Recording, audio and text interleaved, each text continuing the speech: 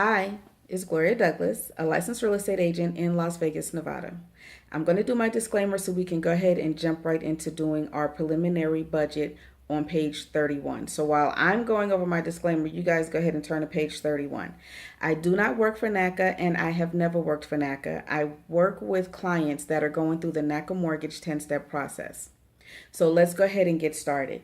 So page 31, they have three columns: a current column, a goal column, and a difference column. What we're going to focus on right now is going to be current. So for income, your net income is the money that actually goes into your bank account. Gross is before they take out taxes and insurance and whatever other miscellaneous things you have coming out, savings, 401k, etc. Your net income is what you actually either is deposited into your checking account or you physically take in cash into your checking account, debit card, or whatever.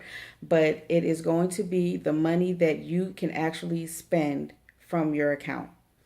Then any child support that you receive. We're not going to talk about paid child support yet, but right now, any child support that you receive, take that number, also put it in the current column.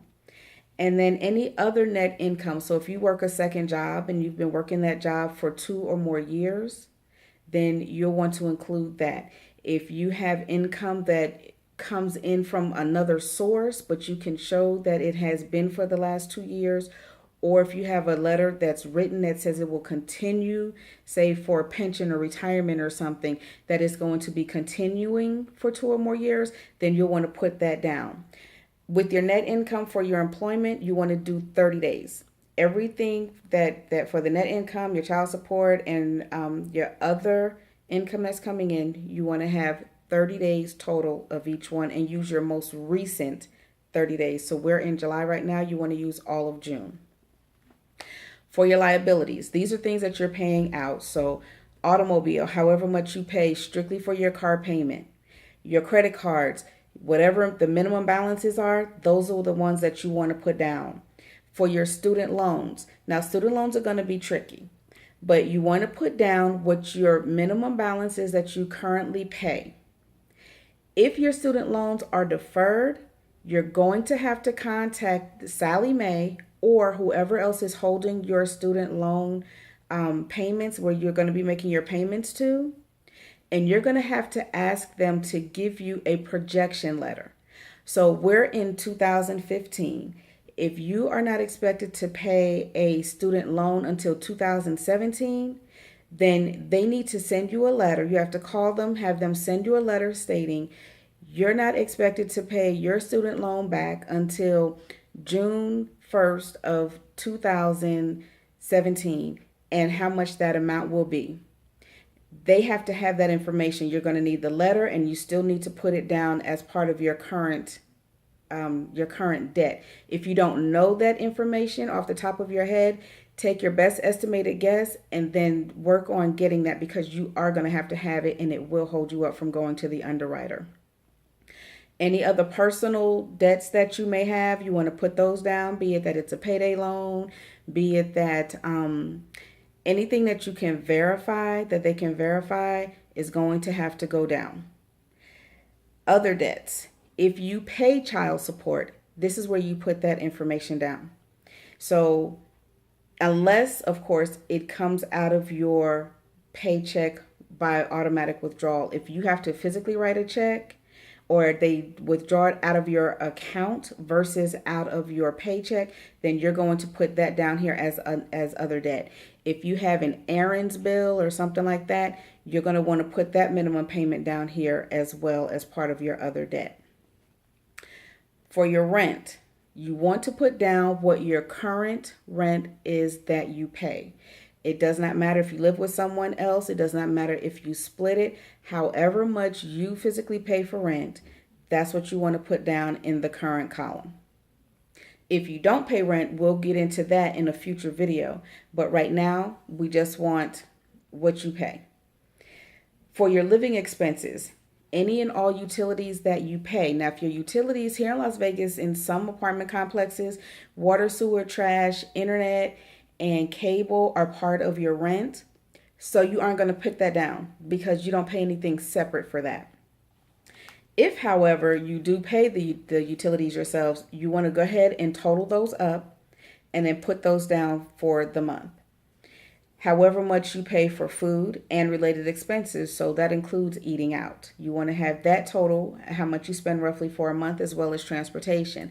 With transportation, you're looking at insurance, gas, your oil changes on your car, things like that, car washes, anything that you spend, you want to put that down. For childcare, if you have a daycare bill, you have to put that down. Education, any education supplies that you may have to purchase, be it that it's for buying a new computer, you have to buy some books, any of those kinds of things you also have to write down. Clothing, how much do you spend on clothes a month? We need to know that. For your medical and health, if medical and health, dental, vision, if those things do not come out of your paycheck already, then it's going to go here on this line. If you pay tithe or return your tithe to your church, synagogue, mosque, where your place of worship, and or if you make charity donations, just giving to anywhere you donate to children over in Africa once a month of $50, or you donate to 3 Square once a month of $50 or something like that. Whatever that is, you're going to put that down here. Your walk around money, and then we're also going to do a walk around budget in the next video. But for your walk around money, however much money you take out as your allowance, you're going to want to put that down here. It doesn't matter if you say, oh, I'm just using this money to go gamble, or I'm taking this money right here to go do, to get my hair done. If you take it out of your bank or swipe your card, which is the same thing, and you're not using it towards a physical bill, towards food or something like that, but just to have in your pocket as pocket change, you need to put that down here as well. Then you want to total all of your living expenses so that you have one number versus multiple numbers, okay? Then for your maintenance and unexpected expenses. So if you're living in a place where you're required to take care of anything that breaks down in the house, be it that you have to have the washing machine repaired, if your tub backs up, you have to pay for that. Those are the kinds of things that you want to pay for. If you have an alarm, if you have to call for the bug person and your landlord doesn't take care of it and you take care of it, then you have to write that number down, about what you spend per month. If you do something that's once a year, then you just take that number. So say if you spend $100 because you wash your hair in the tub and the tub gets clogged up and you have to pay for it, and you spend about $100 for a plumber, then you'll take that $100 divided by 12, and that breakdown will tell you how much you pay average per month. Then you want to total all of your totals together, and then to get a final number. Whatever is left over is money that should be going to savings. It doesn't mean that you have money for savings, but that's what eventually we're going to be able to get to, is where you have a savings. Where it says the mortgage calculation and the increase in monthly mortgage payment, we're not going to worry about that part right now, because that is something that, first of all, it's going to be a little bit overwhelming, and it's something that you're going to discuss with your mortgage counselor, and they are going to do it through their computer system. It'll be a lot easier. It'll be less stress for you. Okay, so now let's just go to the next one, which is the goal column. So you're going to look at your net income. If you're expecting an increase on your income, however much that will be, and your income is going to be changing, and because you're going to be getting a new job, getting a raise, things like that, then you want to put that amount there. If child support you're going to be receiving an increase in child support, then you'll put that in the goal column, because you're saying, okay, well, I'm supposed to be going to court, and I think I'm going to be getting an extra $100. Put that amount in the goal column. If nothing changes, then just put a 0. And it's as simple as that. And then you want to go down the whole list like that. So say if your student loans, you're paying on those, or your credit cards, you're paying on those, and you're actually almost done paying with them. And you say, okay, well, I'm getting ready to not have this $350 student loan anymore. And say I have 2 student loans. I have one that's $350, one that's $50. But the $350 one is getting ready to be paid completely off, and I'm just going to have the $50 one. then you can deduct $50 and put the new amount as your goal amount. So you're going from 400 total down to 350. I hope that's making sense. And then you do that all the way down. And when you get down to your living expenses for your food and for eating out, say if you eat out way more than you want to, that since you've done your current budget and you say, "Ooh, I need to cut back on eating out, or I need to cut back on, whatever it is that you're doing," then you can take and decrease that amount. That will be your new goal amount.